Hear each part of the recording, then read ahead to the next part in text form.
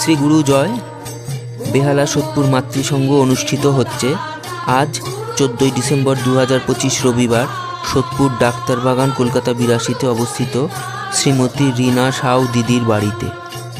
মাতৃসংঘ শুরু হয়েছে দুপুর 2 ঘটিকা থেকে।